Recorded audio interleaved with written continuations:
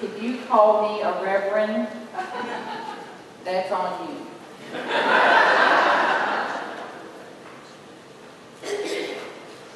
So it feels more honest to introduce me as the irreverent Martha Priest. You know, and there's some ministers that are here to comfort us. And then there's some of us here to afflict you. Guess which one I am.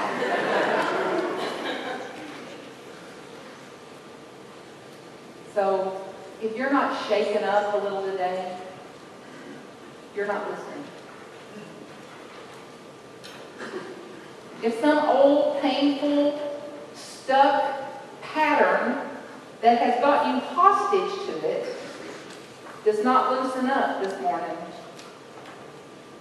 get the CD. So I'm in a hurry for peace. I'm in a hurry for love and joy. I'm in a hurry to be the change I want to see in the world.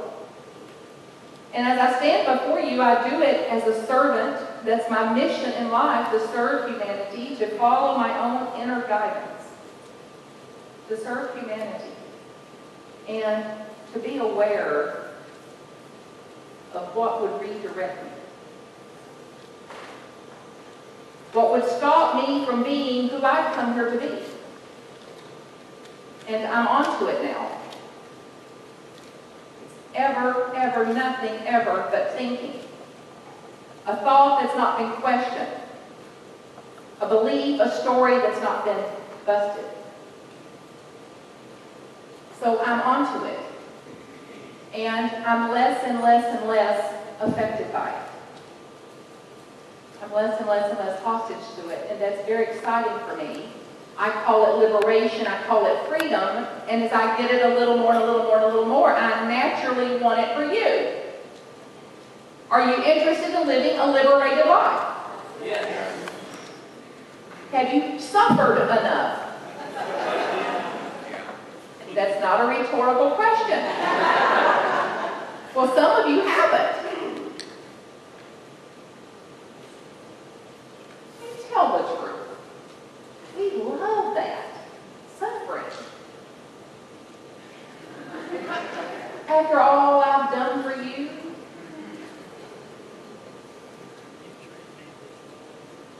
it's so juicy.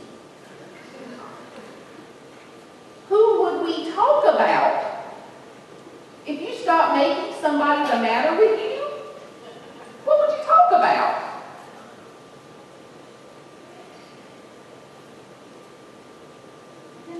What if, you know, when I come, I get to speak almost every single Sunday in a different church. It's a dream. I get to spend my life with the coolest people on the planet. Literally. So, here comes Martha Priest. And I stand here like, words seem so ridiculous. We already had a church service this morning. Did you catch it? So if we could listen literally, instead of listening to this, which will keep us from hearing what's being sung, what's being said, what's being played, and that even our mouths are moving like we're hearing it.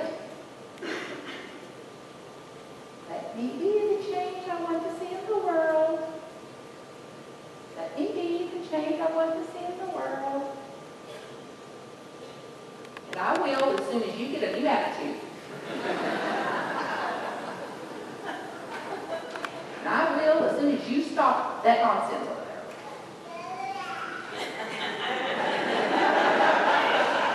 Got it, honey. That one will lead us. So, who's in charge of you? Where is your power?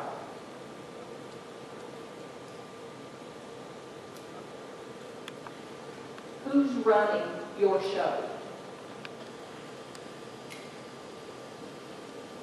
Who's running your life?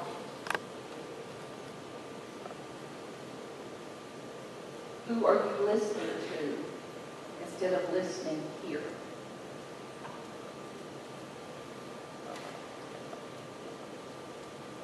It's like, God is my power. Oh, really? So is it absolute truth? Yes, I believe so. God is my power. God is my creator. Something is breathing me. Just check in to see, have you been breathing you since we started? Are you circulating your blood and your oxygen? Be present to the source of you. And be present to the peace that's there. Peace here, not so much. Peace here, 100%.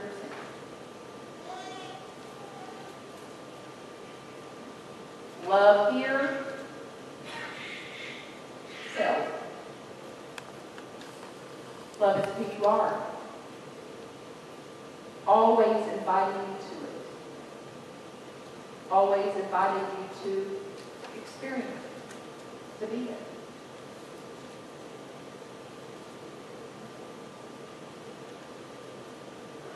Love.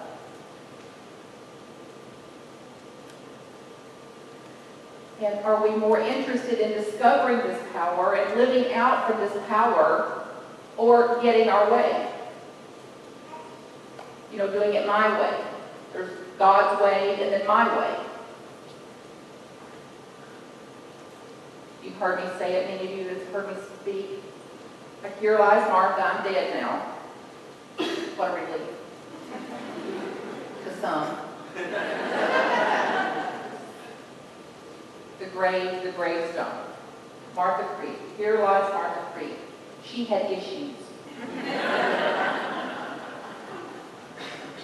She had complaints. She had problems. She had draws. Just admit it, just for the fun of it. Don't you love the drama? It's so juicy. Just a little. And then there's the power way. The sane way. The peaceful way. The new way. A new earth. That's what I believe about unity. We're here to create the new way. We've been doing this the old eons way of doing this, centuries and centuries and centuries of an old painful way. It's what unity represents in my mind, that we're the people. We are the people to create a new earth, literally. So that way, so here lies Martha Creek. If I chose that way to live, then the gravestone says, here lies Martha Creek. She had contributions, complaints, contributions. Lies Martha Creek.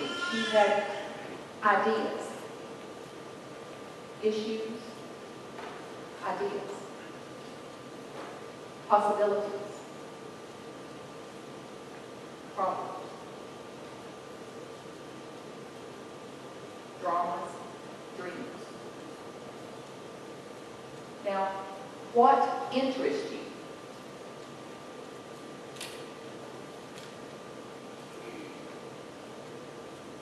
If you look back on your life, gently. Now, I say if you want more shame and guilt, look in the past. So what if we just use the past as a reference? Like the past taught us how to do it, how not to do it. And we actually learn from that. And continued as we learn to stop shaming and guilting ourselves. I mean, have you had enough shame and guilt? Have you had enough shame and guilt? Yeah. Well, guess who gets to stop it? then when it stops here, then it stops. So as we look back today, we'll take a little journey here in a minute with the word, the question. It's like as you look back on that, we look back free of guilt, free of shame. We look back with some new glasses on, like what can that teach me? What can I learn from that? What is the old painful way? What is a new, more sane, peaceful way for me to live? And it really is, folks, I'm absolutely believe with every fiber of me that it is that simple. There's two roads. One hurts, one doesn't. Pain or peace. And this will try every way in the world to get you to keep doing it the way it's always done it. And I'd love you to catch just the subtlety of it. Like this morning in the 9 o'clock, I started to hug someone. This was about to injure them. So we hugged to the other side. And a lady was standing in front of me and she said, yes, now I'm going to hug you and I'm going to hug you like that so it won't happen to me. And guess what happened? She hugged the other way. Are you tracking? She said, I'm going to do it differently. I see the consequences of not doing it differently. And then it did it the same way. Now that's what's running the show. These old patterned instinctual ways of being we're not even aware of, and then even with this so-called will we think we have, we're going to will it to be something different, and then reality takes hold. So this is no little thing we're dealing with here. It's also not an enemy. It's our friend. It's been running the show. And I believe today is a day for the tables to be turned. That there's something else that can run the show. God's will. God's will, thy will, my will. That I will catch myself when I'm being run by something that doesn't interest me as much anymore. This happens with Darwin, actually, in the experiments of Charles Darwin, put a small snake in a little plexiglass holder so that he could prove that he could will himself not to react when the snake struck. You with me? It's a little snake, little box, no problem. No threat. You get that? There's no threat here. The snake's contained. The head goes up to the box, the snake strikes, guess what happens? I'm going to will myself not to do that. So that's the power of this. Stress and anxiety are the feedback from that. Stress tells you you're off track. It tells you you're believing something that's not true for you. It tells you you've left your own nature. You've left your own power. You've left your own love. And you have left your source.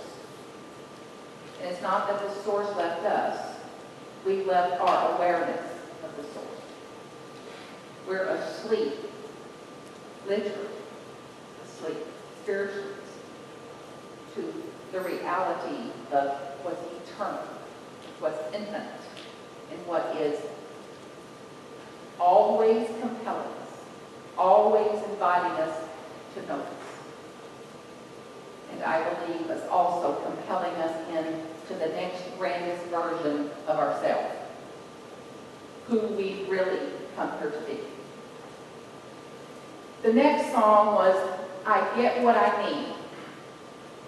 Now what happens when you hear that? I get what I need.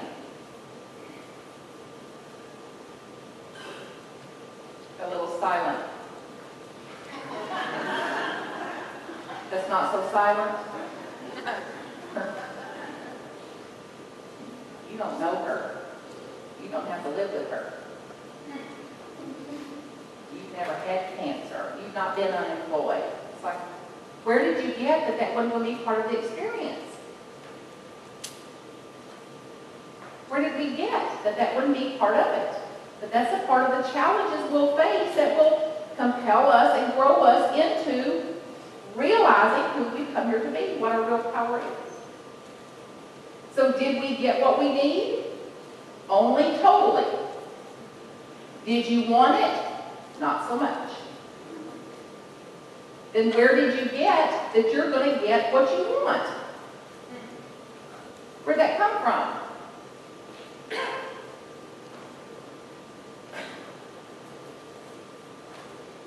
Where did it first occur to you that you'll actually get what you want?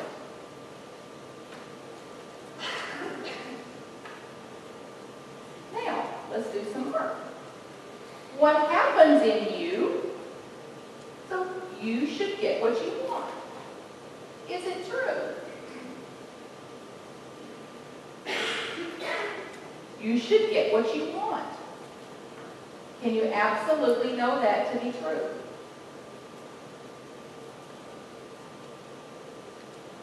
How do you react? Be honest, not spiritual. How do you react when you think you should get what you want and you don't? How do you react? Answer it out loud. Petty, angry, frustrated, disappointed. I'm a mind reader, you may as well say it. How do you react when you think you should get what you want and you don't? Mad. Mad. Critical. Pitiful. Powerless. Victimized. Righteous.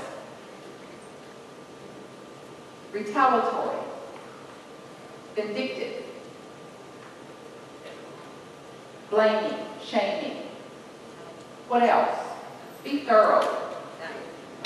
Tired. Exhausted. Hallelujah. Yeah, then we wonder why we're exhausted, right? Then we blame somebody else. We blame jobs because we're exhausted. It's not jobs that exhaust us. When your mind is clear and you're doing what you're here to do, you have endless energy. You know what I'm talking about. When you're into what you're doing, you can go and go and go, and then this kicks in. Then we're exhausted. How do you react when you think you should get your way and you don't? You should get what you want. Where does it hit you in your body?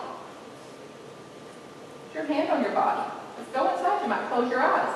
Where does it hit you when you think you should get what you want and you don't?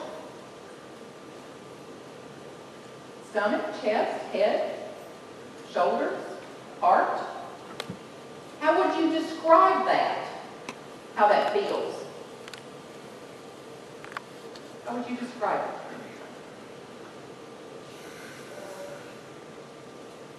And how do you treat yourself? How do you talk to yourself? How do you treat yourself when it's telling you you should get what you want and you don't get it? How do you treat you?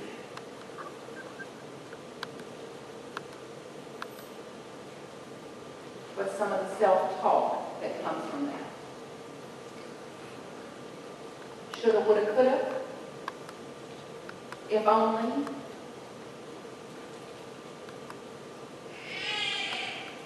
How do you treat others when you think you should get what you want and you don't? How do you treat others?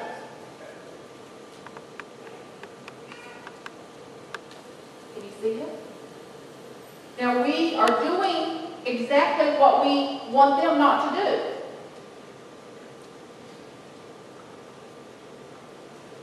Like it'll stop any of it while we do more of it. This is the level of the insanity. So how do you treat, let's go a little more specific. How do you treat someone? How do you react when the thought hits you somebody's rude, for example? How do you react when you have the thought that somebody's rude? How do you react? Say it out loud. Angry? Disconnect? Shut down? Isolate?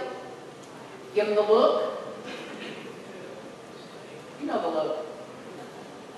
You're going to teach them a lesson about rude. Like that's going to stop rude. So I want to stop rude, so I'll amp it up. I'll do more of it. It's no different than throwing gas on fire. Saying, let's put the fire out. Here's some gas. Same thing. Who would you be if you dropped the belief? I'm not asking you to. That would finish some of you off. We're just imagining. If you dropped the belief that you should get what you want. If you drop that one little belief, one little thought that you should get what you want, who would you be?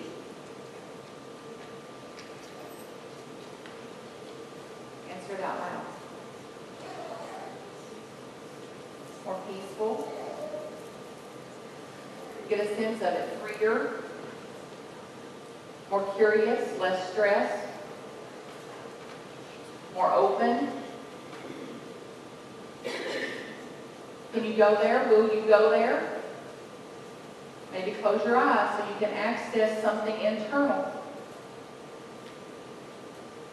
Who would you be, the person in your seat, in your shoes, in your shirt, in your britches, in this moment, who would you be without the thought you should get what you want?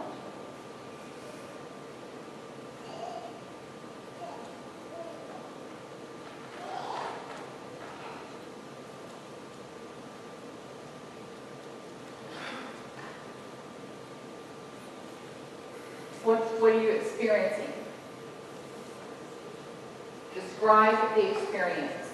Who would you be? What's that like? Reverent? Present. Yeah. Do you prefer that? Me too. Present. More present. What else? Happier. More content. More stable. More centered, more godlike. Say it again. Spontaneous. Spontaneous. Like clear-minded, able to move to right action. I would know where I begin and end, and where somebody else begins and ends.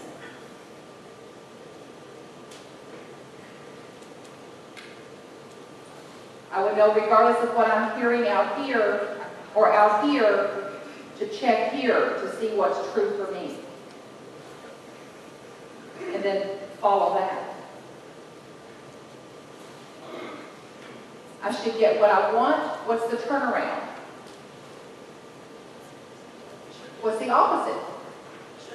Turning it around, turning our thinking. I shouldn't get what I want. Now, which would you say is more reality-based?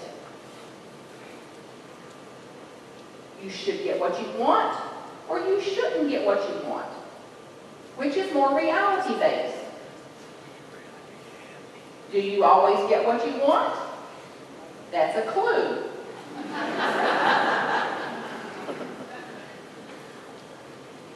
Who would you be if you didn't believe that thought?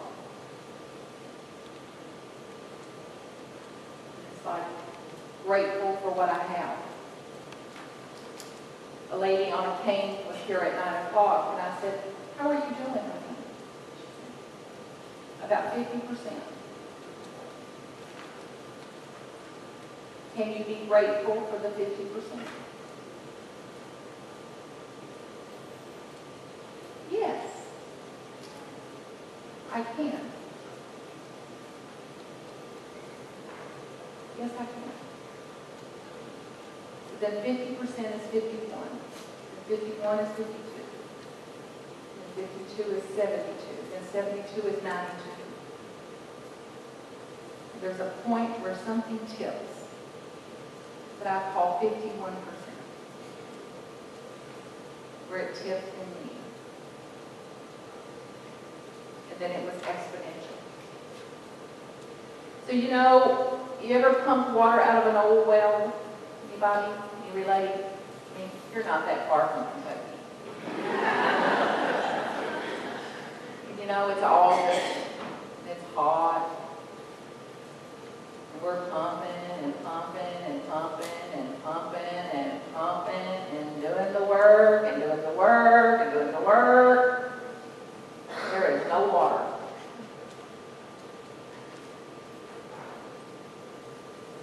Then what happens when you quit pumping? You know how it works? Like the pumping is bringing the water from a lower well to a higher level.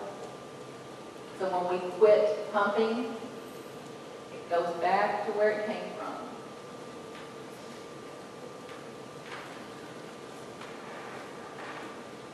So versus keep working, keep questioning.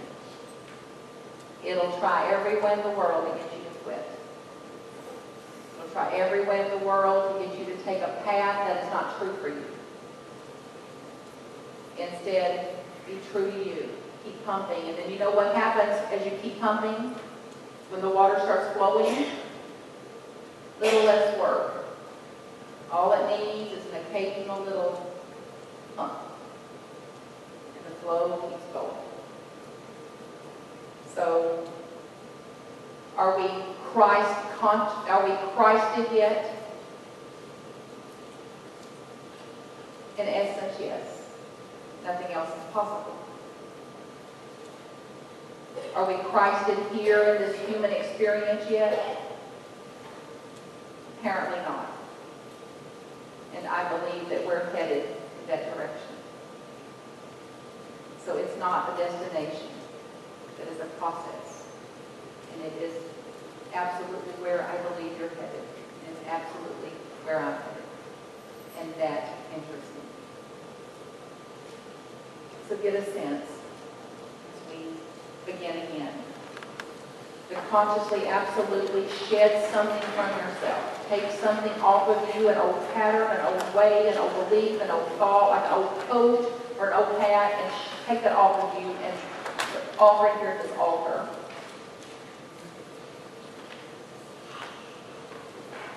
And open to a light at the end of maybe a little tunnel that we've got a glimpse of this morning, that is a new way of being, that is a new peaceful way of living our life, that is a sane, loving, interesting, joy-filled way of being.